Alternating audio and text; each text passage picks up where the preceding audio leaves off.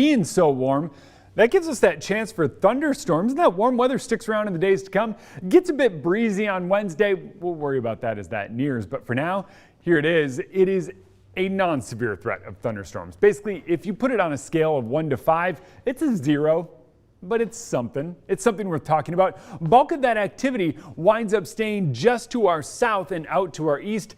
South central Idaho panhandle seems to be the bulk of that activity, and you're going to get a little bit of what we call orographic enhancement. Basically, those mountains shove the air up, and as that rising motion occurs, it adds a little bit more energy to those storm cells. The storm itself giving us all this is all the way down, making its way into basically Los Angeles area.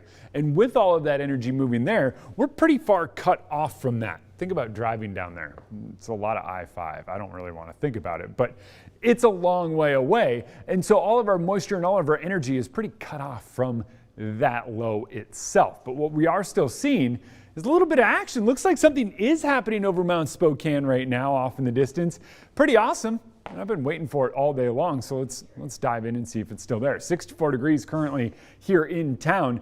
And what we're seeing is temperatures staying pretty close to there across much of the region. You're up in the 70s out in central Washington. That warmth is helping you spark some of this activity, but for the most part, it's kind of down to the south. We've seen a cell kind of fall apart near Kennewick. Some of that activity down to our south and out to our east, a little bit up in the mountains, but really it's kind of sparse. We're losing a lot of that energy and activity as that storm itself goes farther south.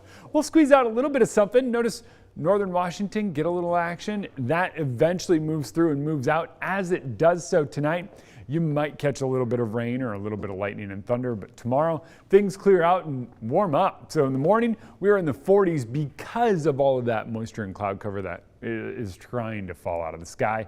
But by the afternoon, we're up in the 60s once again. In tomorrow, it's kind of, I used to give my pick day of the week back when I was on Up with KREM, and tomorrow is my pick day of the week. Temps up in the 60s, mostly sunny skies. Wednesday, we see the chance of showers, a little bit of a breeze, and then as we head into the weekend, upper 50s for all of us.